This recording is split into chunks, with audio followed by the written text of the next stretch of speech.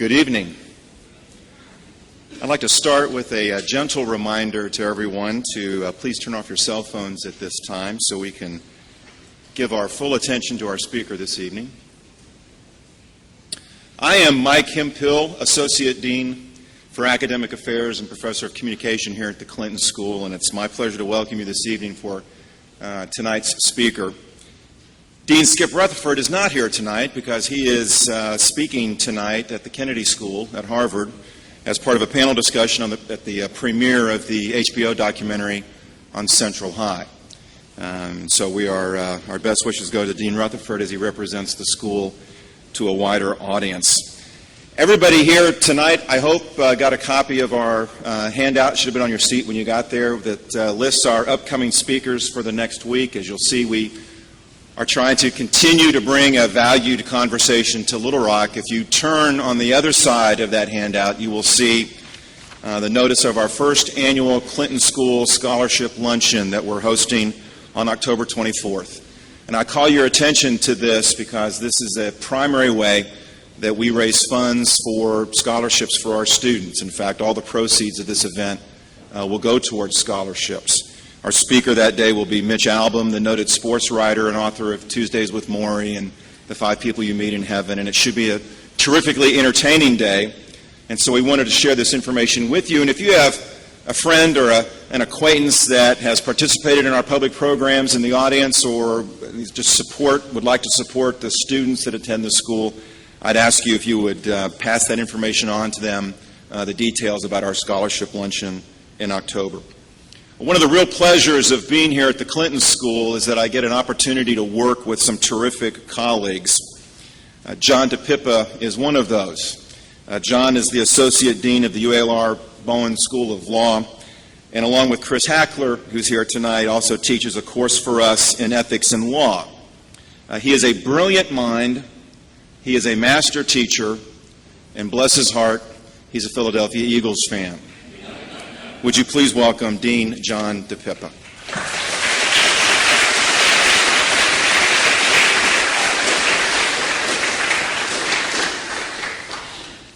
I don't know what I'm more grateful for, having a brilliant mind or surviving last night's game.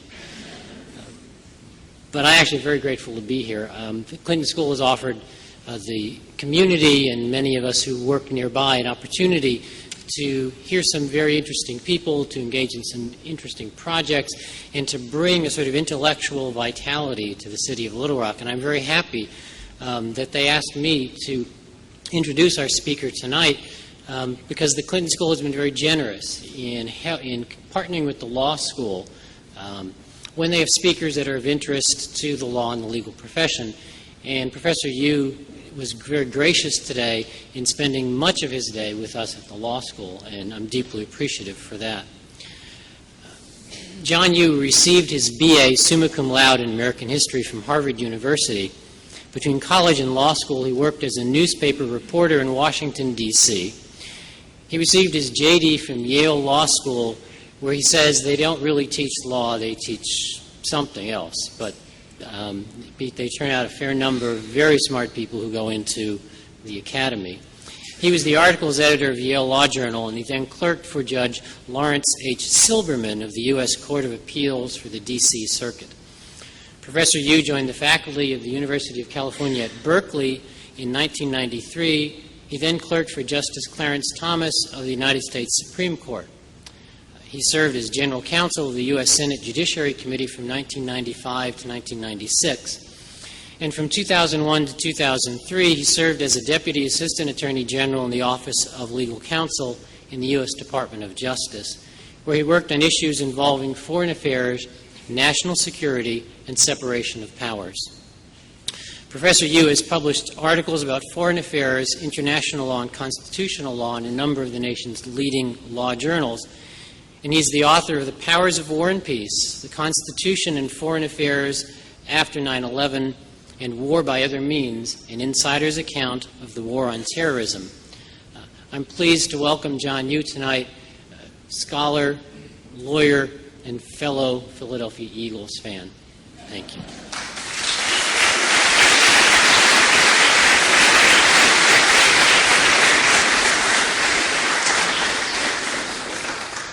I'd like to thank the Clinton School and the Dean and the Associate Dean and John for being very hospitable to me in my stay here, and best of all for giving me the opportunity to escape from the People's Republic of Berkeley and come to a more conservative place like the Clinton School of Public Service. You may know that in Berkeley we have basically a protest a day. Sometimes I get protested, but I feel that I'm in good company because today and for the last few weeks, if you've watched the college football, the protests are against the football team. Why? It's not because they're in the top 10, although for some in California that would be grounds for a protest. It is because the football team wants to expand the football stadium. And in Berkeley, this involves cutting down some trees. And so the quote-unquote tree people, as we call them, have taken over all of the trees surrounding the football stadium so that they can't be cut down, even though the university has promised to plant 3 trees for every tree that is cut down. The reason I'm so interested is this is happening right outside my office. My office actually looks out at the people who were protesting me, now protesting the football team, defending the rights of the trees against the college football. Other reason I'm very happy to come here is because, I'm sure it's no secret that I'm a conservative, and so my conservative and liberal friends were very excited at the idea that the Clinton School would invite me to speak here. They told me only Nixon could go to China and describe my coming here. And I always said, well, only China could invite Nixon.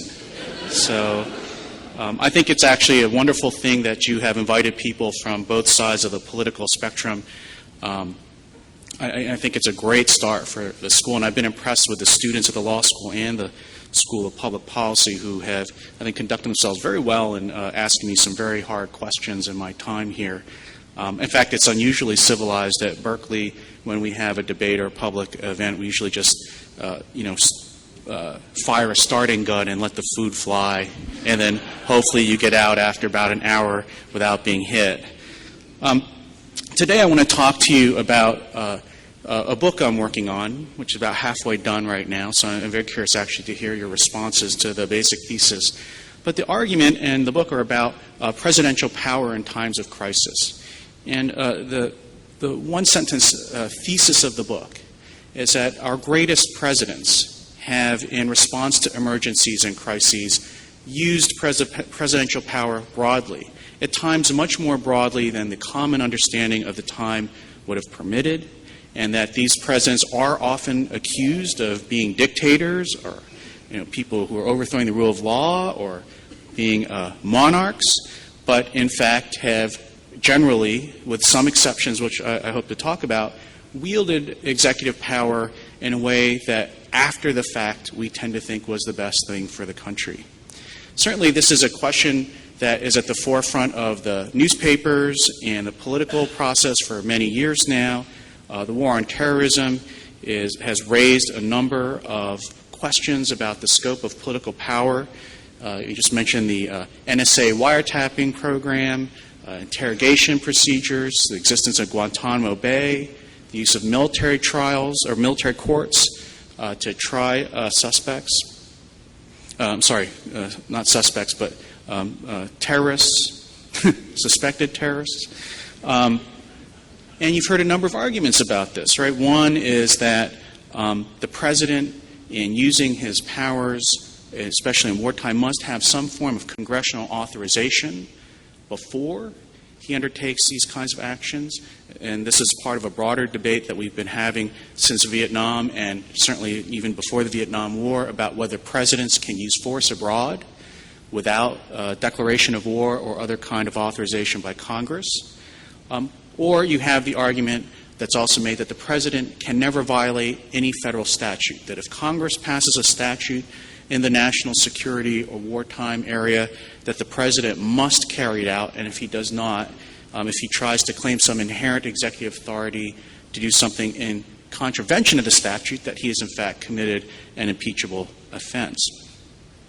My argument, and I'll just try to explain a little bit how I got there, but not go on too long so there's plenty of time for questions, is that actually we should not have an interest in containing presidential power with tight statutory obligations. That yes, there are the risks. There always are the risks that we may have a president who tries to use his executive power in a way to suppress political opposition or dissent, but that the cost of trying to bind down the executive power, to bind down the discretion of presidents, is that we may also undermine the ability of future presidents to use power flexibly in response to unforeseen circumstances and emergencies in ways that protect the country. So the first point I'd just like to make, to go back to the Constitution, is to criticize the notion that if Congress passes a statute that the president must always follow it out. Now, this is a model of legislative supremacy that is characteristic of a parliamentary system of government. But under our Constitution, the president is an independent and coordinate branch, equal to the Congress and the Supreme Court. And in fact, one of the reasons that the framers created the presidency in the first place is that they had become quite disappointed in the weak executives of the states and of the Articles of Confederation. They, in fact, created a presidency and created the way we have it today because they wanted a presidency that was going to have unity, speed, secrecy, and flexibility. And in fact, if you go back and look at the debates and the thinking about the nature of the executive, the nature of executive power, it existed precisely because the legislature could not run the whole government, could not anticipate all kinds of future circumstances, they could not handle with emergencies, that the executive power was necessary in order for some agency in the government to be able to always be in existence and to be able to respond flexibly and quickly to national emergencies.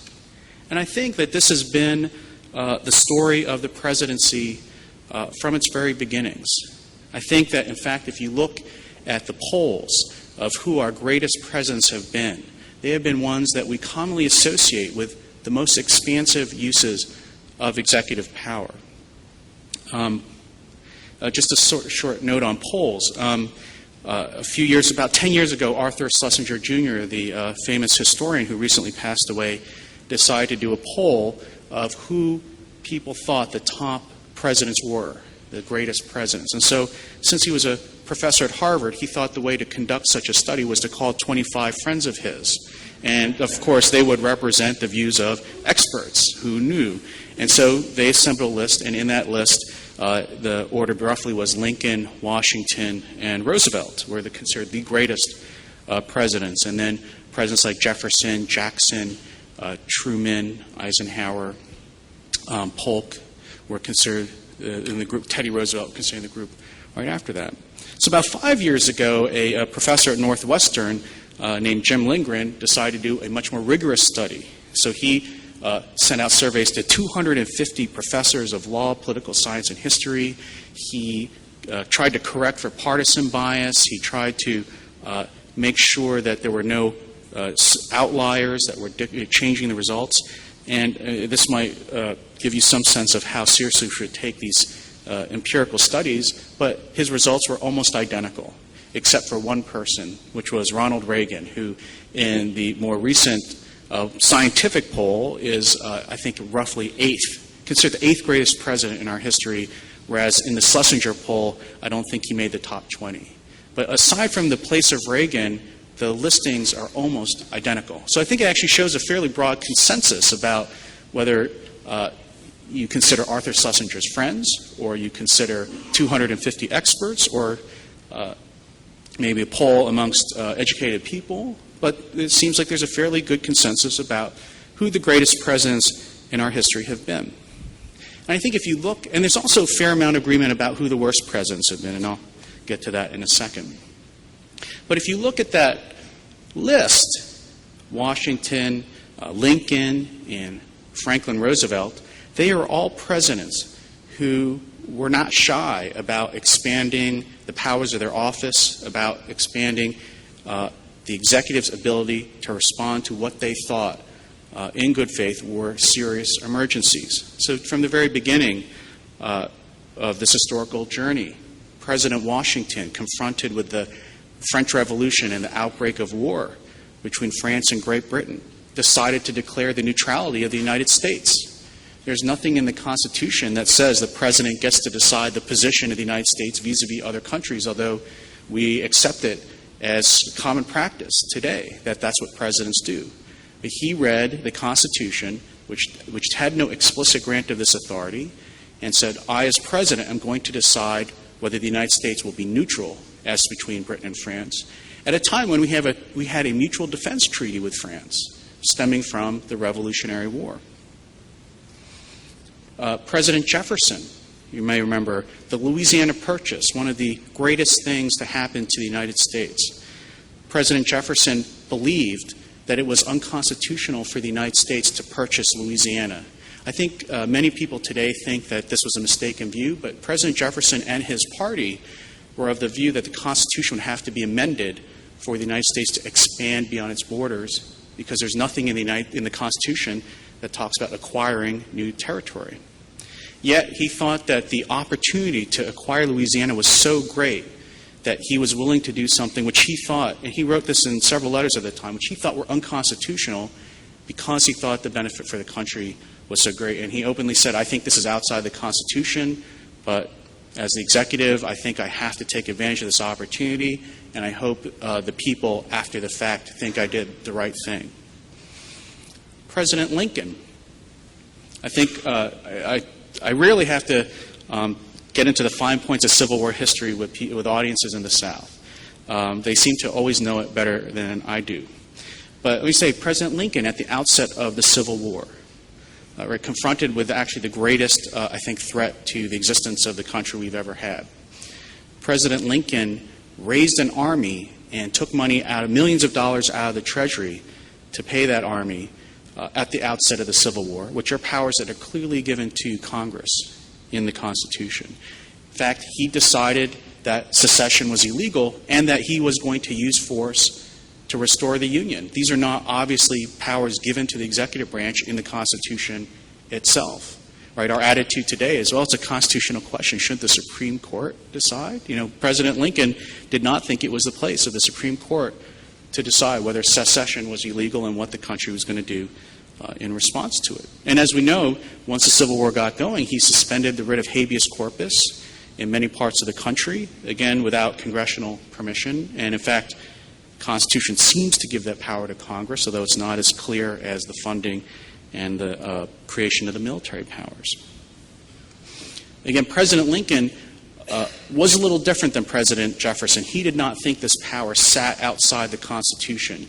He said several times that it might be necessary someday to do that, but he believed that this power to respond to emergencies in this way was part of the president's power.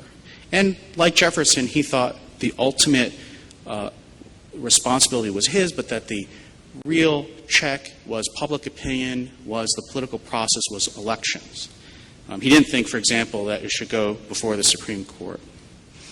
President Roosevelt, who wanted the country to get involved in World War II on the side of the Allies much earlier than most people in the political system, took a number of steps that violated the law, arguably violated the law at the time.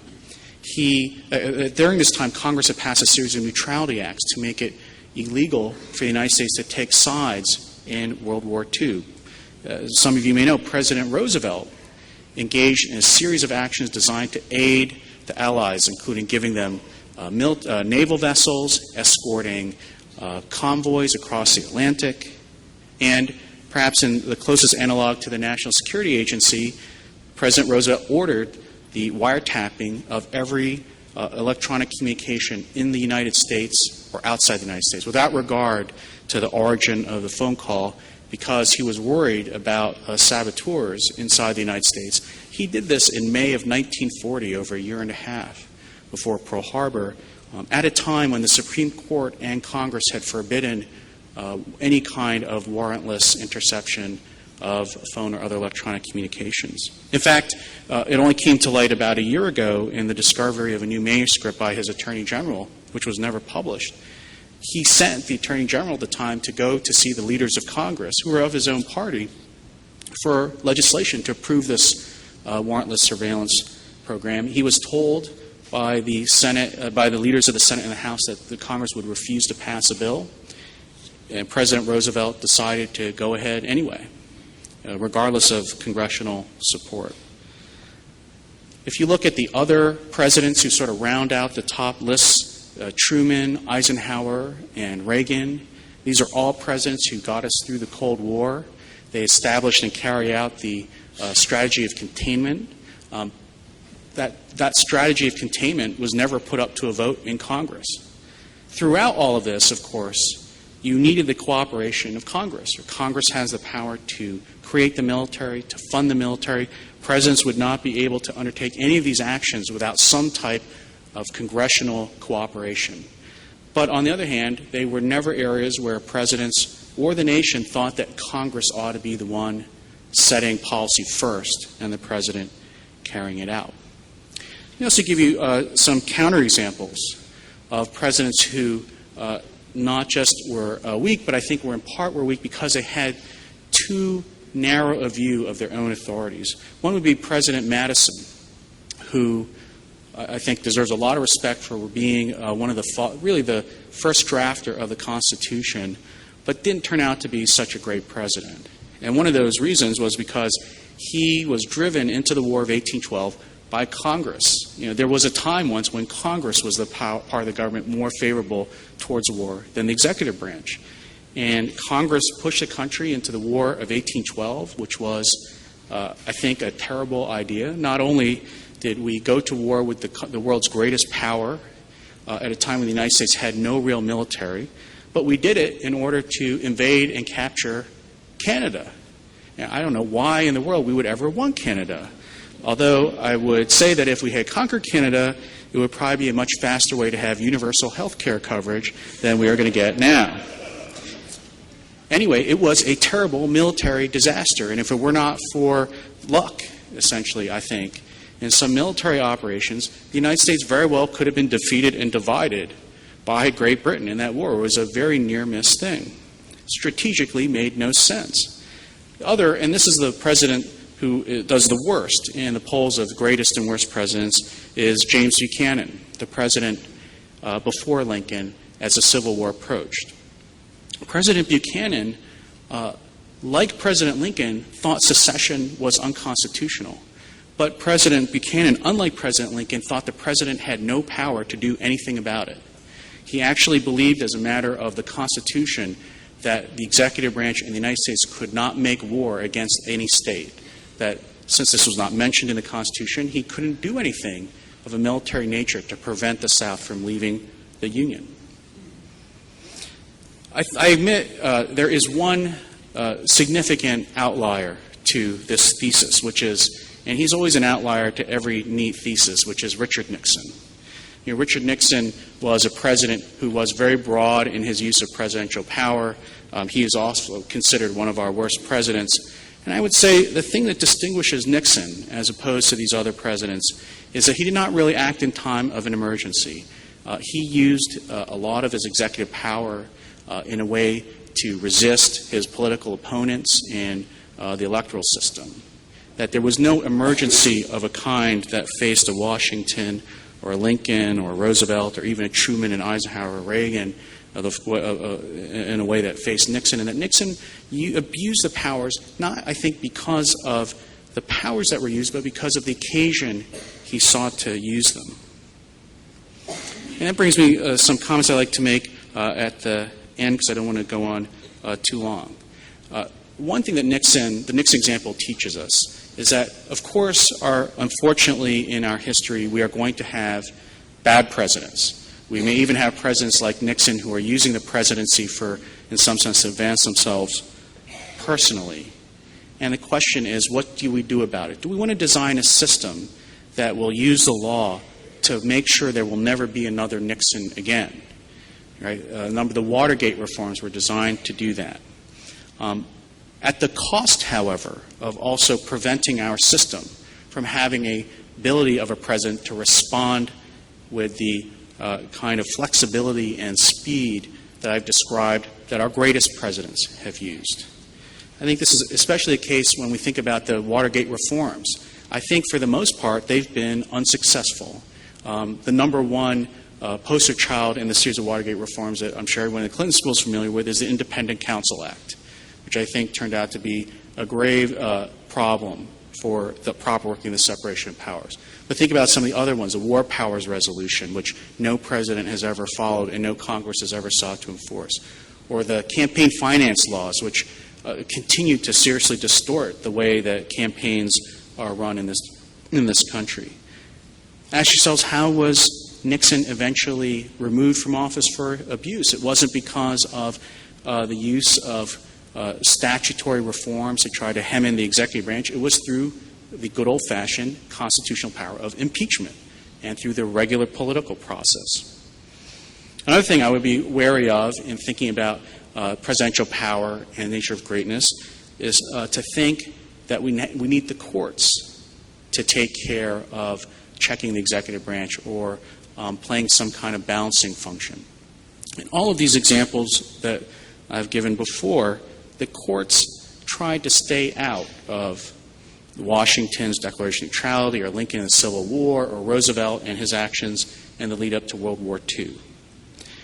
Instead, the courts usually would wait until after emergency or after war was over before it would make any kinds of decisions about what had happened during the war.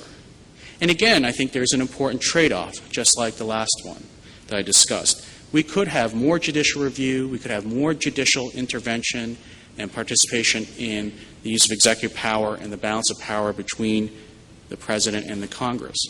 The corresponding cost is that you have the rise at the same time of judicial supremacy, where we have, I think, we're continuing to and coming close to the point where we have ceded the power to decide all constitutional questions finally to the Supreme Court.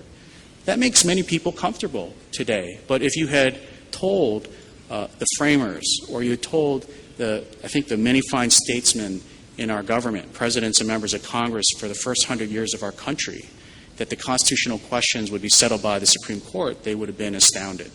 If you think of the great constitutional questions of our early history, most of those were decided by presidents and Congresses. Today we are comfortable having the Supreme Court making decisions about the most significant political questions of our day, like abortion or affirmative action. We have, in a way, politicized the courts by campaigning for and against nominees because of the political importance of the issues that the court decides today. I think that is a cost, the loss of direct majoritarian democratic decision of those kinds of issues if we want to use the courts to check the executive branch rather than having Congress do it, which has been the traditional way. The last point I'll make is that a lot of the problems I think people have today with the nature of the executive branch or the funding or the continuation of various wars is not, I think, at base a constitutional problem. It seems to me, for example, if Congress wanted to end the wiretapping program by the National Security Agency or it wanted to end the war in Iraq, it has plenty of constitutional powers to do so, the primary one being the power of the purse. And it's an interesting power because in order to use it effectively, all Congress has to do is be passive. It doesn't have to appropriate any money if it doesn't want to. If it wants to block presidential initiatives, all it need do is zero out the funding for the programs with which it disagrees, which I might add it is very comfortable doing and does all the time when it comes to the operations of the administrative state. So I think we live in a world where Congress, it's not that Congress doesn't have the constitutional powers to check the president, it's that the Congress politically doesn't want to use those powers. Congressmen and congresswomen interested in re-election are not going to risk their political futures by taking stands which are unpopular to whichever way they vote, to large segments of the population, and have unpredictable consequences. And war and national security tend to be areas that not only have great potential benefits and costs to the country, but are highly unpredictable. And at the same time, we have presidents who we look upon as the center of the political universe now. We hold presidents responsible from everything from hurricane relief to interest rates, to economic growth, to nature of political culture. Presidents are subject to the demands of the democracy to do something about problems, even in areas where they have no power to actually do it. So at the same time, while the political process places an incentive on Congress not to use its constitutional powers effectively, our political system also encourages presidents to fill that vacuum. So with that, I'd just like to end and invite your questions and comments on the thesis, but just to close with the idea of the nature of the executive power. In part, the reason we have executives is because the world is unpredictable. If Congress or legislatures could anticipate every future situation and pass a law to prepare for it, then it may be the fact that you don't need an independent executive of the kind we have today. But unfortunately, life is not that clear-cut and easy. And so we need to have, at some place in the government, this power to respond to emergencies, to take advantage of great opportunities, to respond to crises. And I think we should keep in mind in this era when people are very critical of executive power, whether the solution or the remedy of trying to prevent Nixon or someone like Nixon from abusing presidential power will also undermine the ability in the future to ever have, again, another Washington, Lincoln, or Franklin Roosevelt.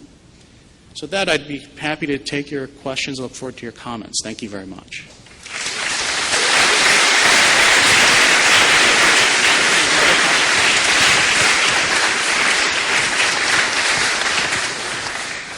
And I have two requests for you. First of all, before you ask your question, make sure you have a microphone. We have people around the room with microphones so we can all hear you. My second request is make sure it's a question. And if you're not sure, if it takes you longer than 20 seconds to say it, it's not a question. So with that, let me begin by asking John this question to start us off. How do you respond to the claim that your notion of executive power overreads the need for energy and underreads the purely instrumental functions that the executive plays, for example, faithfully executing the law?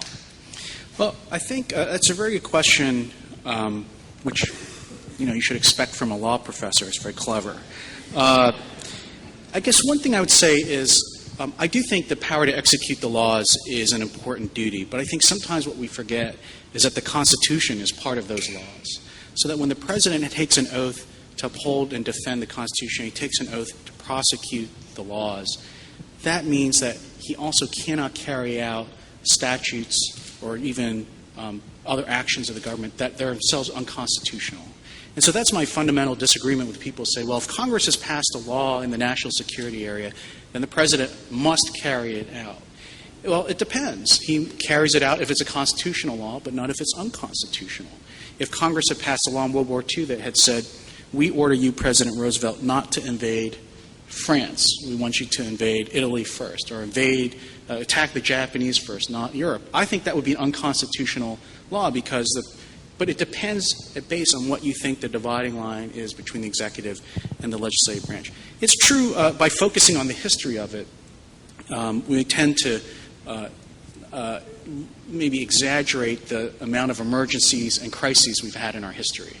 So if you were just listening to this talk, you would think, my God, is this country ever at peace? Right? We do have periods of peacetime in our history when presidential power then retracts and recedes back from the broad limits. And so if you look at these periods after Lincoln or after Jackson or Jefferson, they're actually followed usually by periods of strong congressional control when the emergency is passed and the need for executive action is reduced. So, but again, I would say that is the political process at work, that it's not something in the Constitution itself which dictates that. And what worries me is that we want to replace that system, which I think has worked pretty good historically, with an effort to write some fairly precise laws and statutes to try to regulate how the President and Congress interact.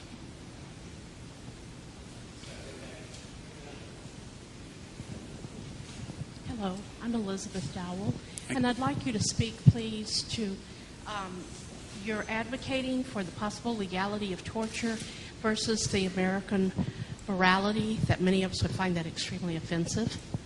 Thank you. So the question is advocate. First of all, I'd like to say I don't advocate for torture. What I do say is that the United States should be permitted in certain, again, emergency circumstances to interrogate people beyond what we do in the criminal justice system, where we provide people with Miranda, lawyers, right to remain silent, essentially polite questioning.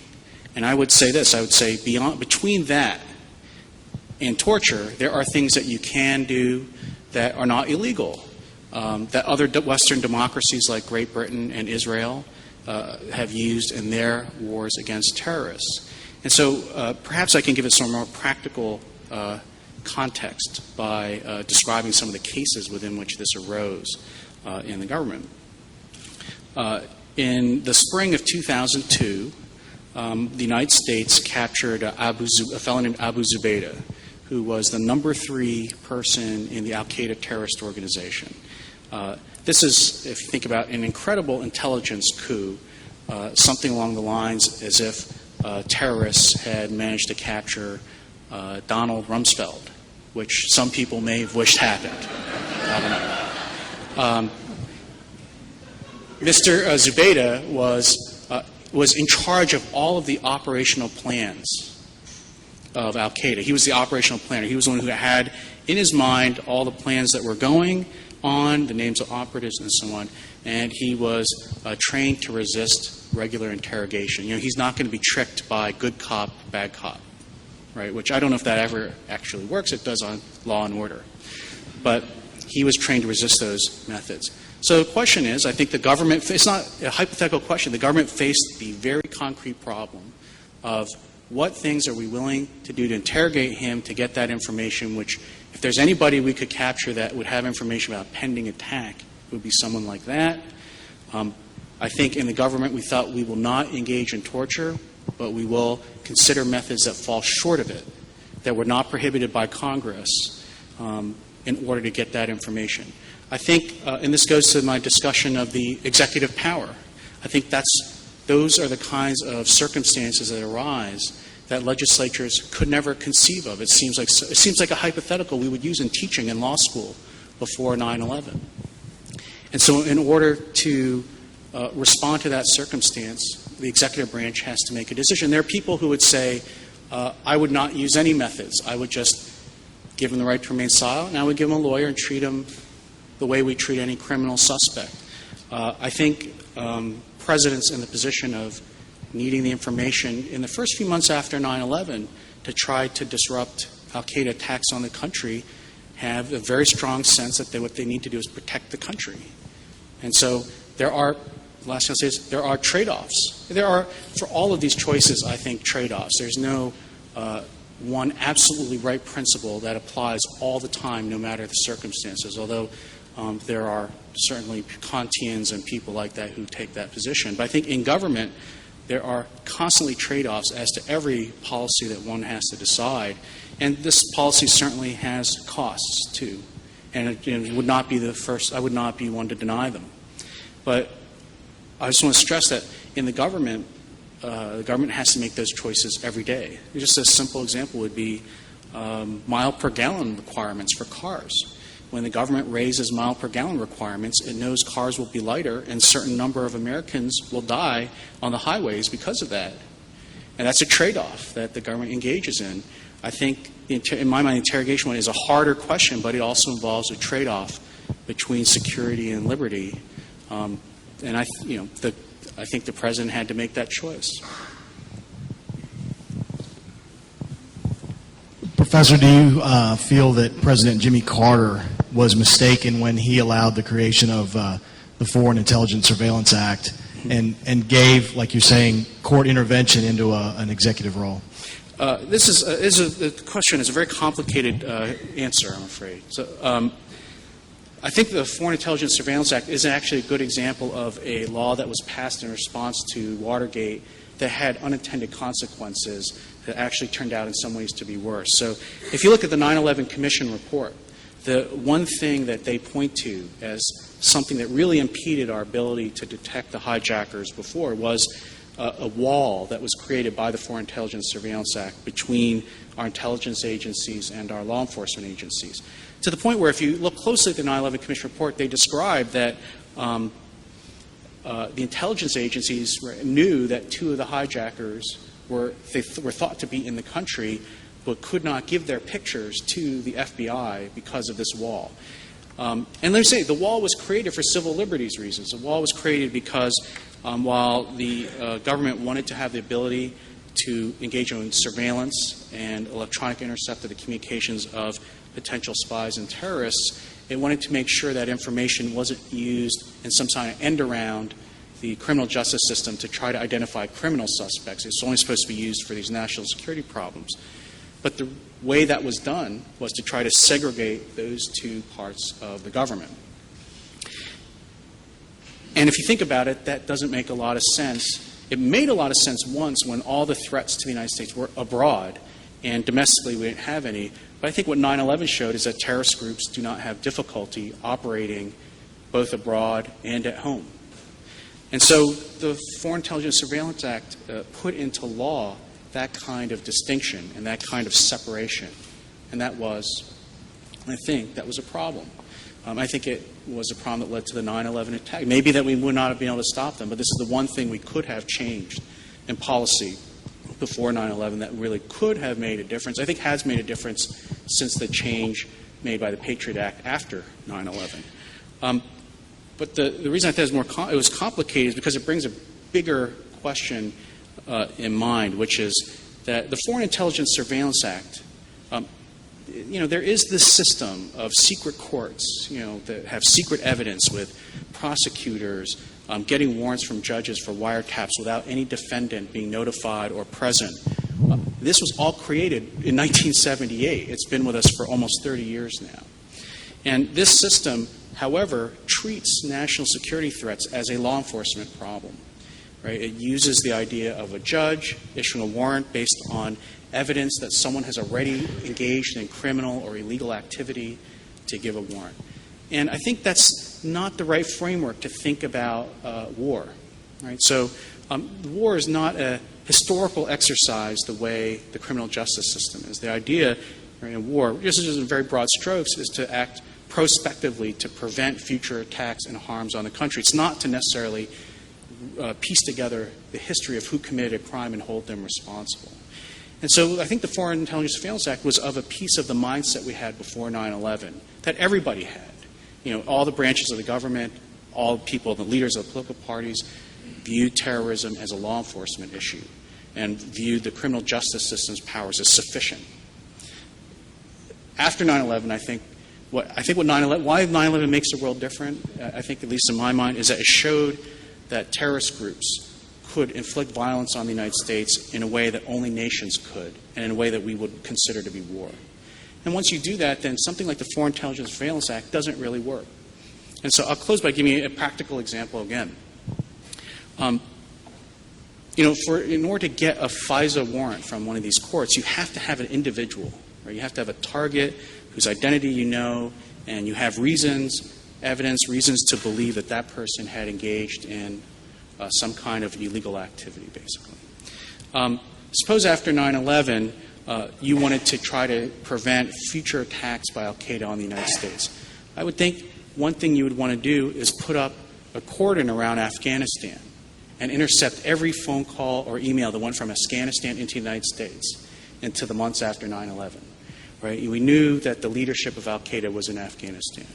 You could not do that unless you had the identity of the person and their phone number. You could not just try to search all the phone calls going between Afghanistan and the United States under the Foreign Intelligence Surveillance Act because you need that individualized suspicion to get a warrant. And so I do think that the thinking about the government's response to 9/11 has that kind of effect. And so I would have preferred to see it more handled by the way every president between Lincoln and Carter had handled it, which is they would engage in their surveillance. They would not try to use the fruits of it in a prosecution, but they would try to use the fruits of that surveillance to prevent any future attacks. And Congress has the ability, again, through funding and its regular powers, to cut it off if it thinks it's being abused. Hello. My name is Sanford Johnson. I'm a Class 3 student here at the Clinton School. I want to thank you again for coming. U.S. foreign policy has had a major influence on the world for years now, to the extent that other countries can easily say, well, if the U.S. did it, that I can do it too. Keeping that in mind when you look at how the war was started and some of the decisions that have been made in interrogating prisoners of war, do you think that our foreign policy could wind up coming back to haunt us at some point? Well, let me separate. I think you're talking about two different things, which are the war on terrorism and Iraq, it sounds like. You're also talking about the Iraq war as well, I get the sense. So I'm going to address them both, but sort of let me separate those two out. That's always a potential cost, and I don't want to understate it, but I think it's not a factor that sweeps aside all the other considerations, right? So it could be a cost that if the United States, say, invades in Iraq or uses aggressive measures against terrorists, that this is going to hurt American public standing in the world. It might cause other nations to change their policies and opinions of us. It may make it more difficult to get cooperation from other countries. I don't think there's any doubt that those policies have that possible effect. I think what you have to do is to measure that and balance that against the potential gains, right? And I wouldn't say in every case that those factors have zero effect. And I wouldn't say also in every case that those factors have the absolute, fact that a factor they have absolute weight that can't be outweighed. I think that people have to make decisions, and the government have to balance those two against one another. So, to leave Iraq for a second and talk about something that involved the president, President Clinton. He decided to launch a war in Kosovo to stop what I think he was worried, and many people worried, would be another actions of genocide in that country. I think most people think that the war in Kosovo was a violation of international law. It was never sanctioned by the UN, and it had no one even claimed, and I think it would be impossible to claim that the war in Kosovo involved self-defense of the United States and its allies or its military. In making that decision, I think he had to consider that if he used force in Kosovo, which we eventually did, it would undermine standards about the use of force in international law, although I might add the United States didn't really follow them all the time anyway, but we would like it if everybody else did. That's a cost, but you weigh it against the good. I think he had to weigh it against, and his administration had to weigh it against the good of using force in Kosovo to prevent what they would think would be a genocidal war. I would also think that the current rules about the use of force make things very difficult in places like Rwanda and Darfur. I don't think that we should ever say, as a blanket matter, unless the UN approves intervention in Rwanda and Darfur, we are just utterly prevented from intervening. I think what presidents do and have done have to do is to say, can we achieve certain benefits by intervening in those countries, even at the cost of doing something which may undermine principles and norms of American foreign policy or international. I think American presidents have always done that. And I personally would have thought it would have been more appropriate to see intervention in Rwanda or Darfur to stop the loss of millions of lives, in contrast with worrying excessively about undermining rules on the use of force that are developed in international law. I think those are just choices that people have to make, and we can't escape them. Hi. I'm sorry, I'm not really a scholar in this area, so you'll have to forgive me, but in Arkansas, especially the past few years, we've paid a lot more attention, a greater awareness to the internment of Japanese Americans here in Arkansas during World War II. And, really? I didn't know that it happened here. And Really? as Not just in California? Oh. From California. Oh, I didn't know that. And it's my understanding that was done so by executive order of President Roosevelt. Mm-hmm. And I'm not familiar with the case really, but that it was upheld by the Supreme Court. Mm-hmm. And I was wondering if you could comment on that in regards to your ideas about the preservation of executive power. Well, first let me add that this was an action that the President took and the Congress ratified. So it's not really an example of the President acting on his own. There was actually, I believe, legislation which agreed with President Roosevelt.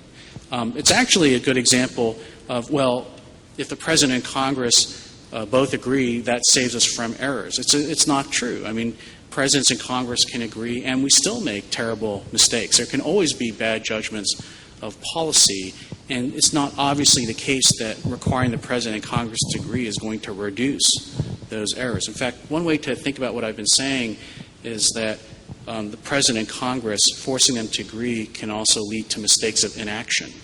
That you can have mistakes of action, like the internment cases, but you can also have mistakes where by forcing the President and Congress to agree, you slow down things so much that the government makes a mistake by not doing something it should do.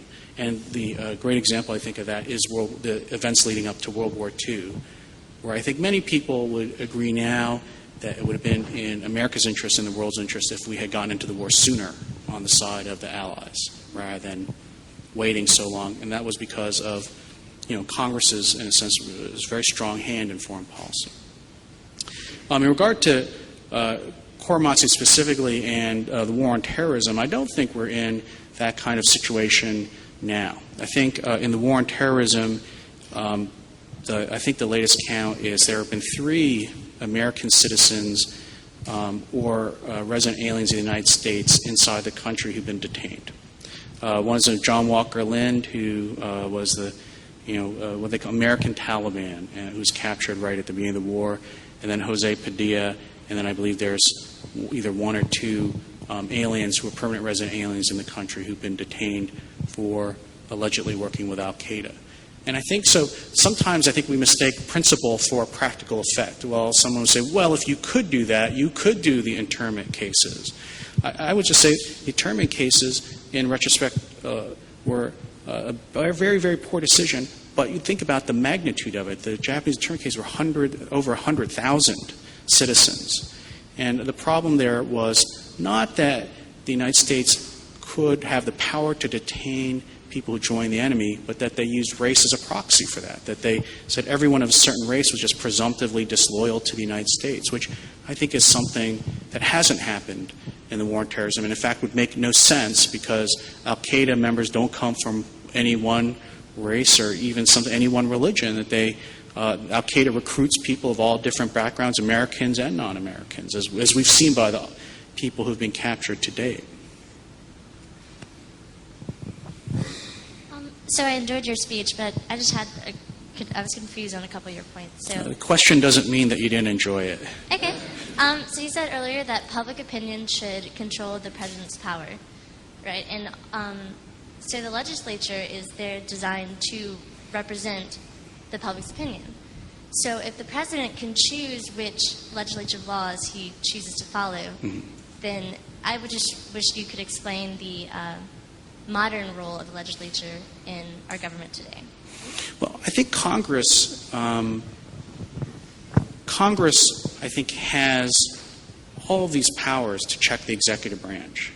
And I think sometimes we mistake the fact that when Congress chooses not to use them, there's some kind of constitutional defect, rather than that's a political choice. So, for example, war on terrorism policies or Iraq issues, I think Congress has plenty of constitutional tools to frustrate or block the executive branch if it wanted to.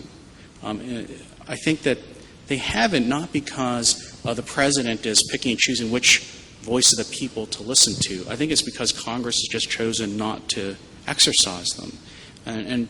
But I'd be the first one to say, look, if Congress passed a law saying all funding for Iraq is cut off immediately, or there's going to be a staged withdrawal from Iraq and funding will be reduced and units will be eliminated over time to force that withdrawal, I think that would be fully constitutional. That is in some ways the way the Vietnam War ended. So I don't think that it's really the fact that presidents are playing fast and loose with the Constitution in this area. I think it's that Congress isn't really fully using its constitutional powers, and our political system doesn't give it the incentive to do so. I think congressmen and congresswomen don't want to take positions on any of these issues if they don't have to. They'd much rather, and this I think has really been true of the Cold War and post-Cold War period, they'd much rather fund the war so they're not seen as undermining presidential choices, but at the same time they say it's Bush's war, or it's Clinton's war, or it's Johnson's war, it's the president's war. They like to transfer the political responsibility for the war to that president, and they've been successful at doing that. Right? When Congress fully funds the Iraq War, somehow we tend to think, well, they're not fully responsible too for the Iraq War.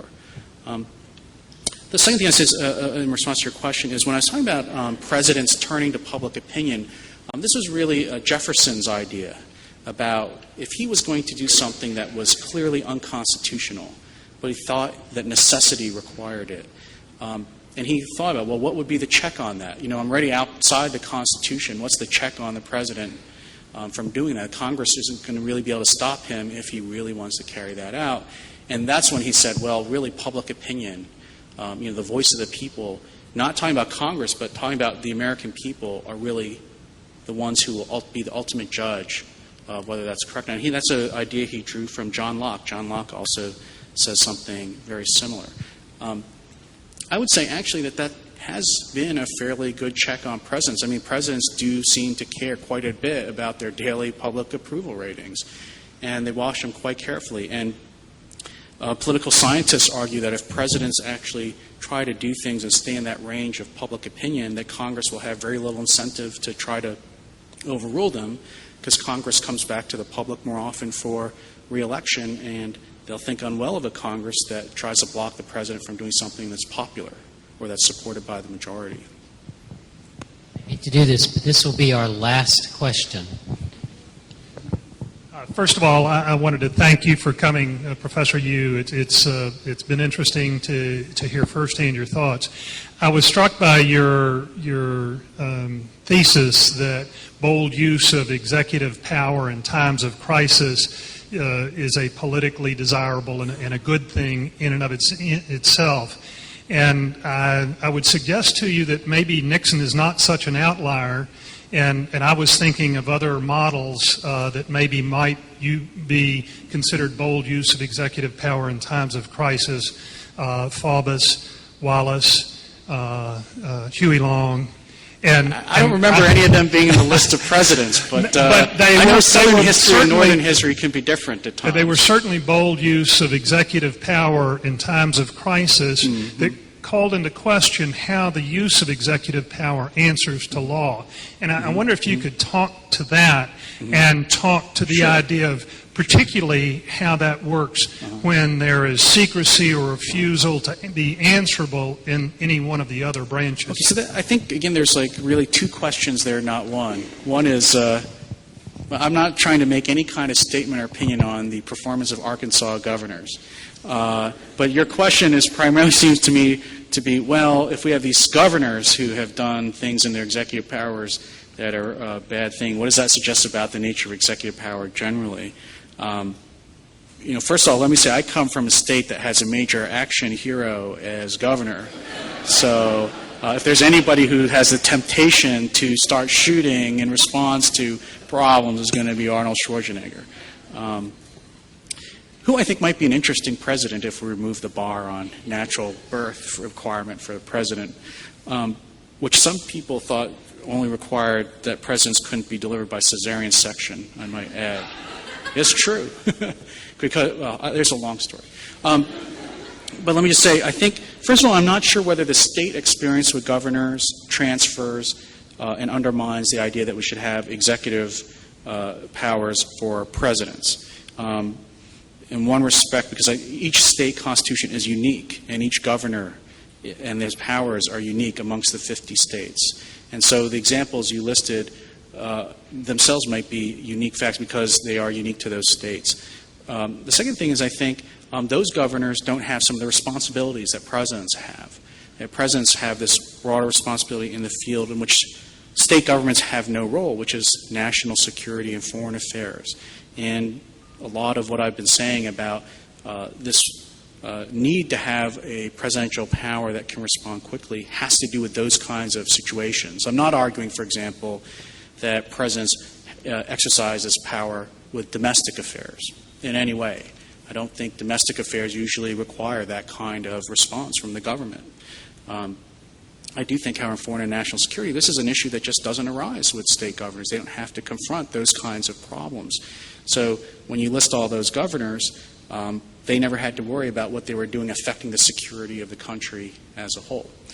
Your second point, which is, I think, different than the first point, is, well, what about excessive secrecy? What about, I think the way to put it is the separation of powers are harder to work if you don't know what the president's even doing. First, nobody likes secrecy, right?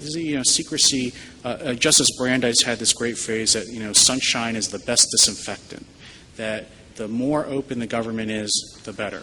I would just say, first off, that, well, obviously we couldn't have a completely open government, that there's always going to be some secrecy or confidentiality, or call it what you like, in the government for it to effectively operate. This is something the framers thought about and wrote about when they explained to the voters why they created the presidency in the first place. They created it in part because it can act secretly.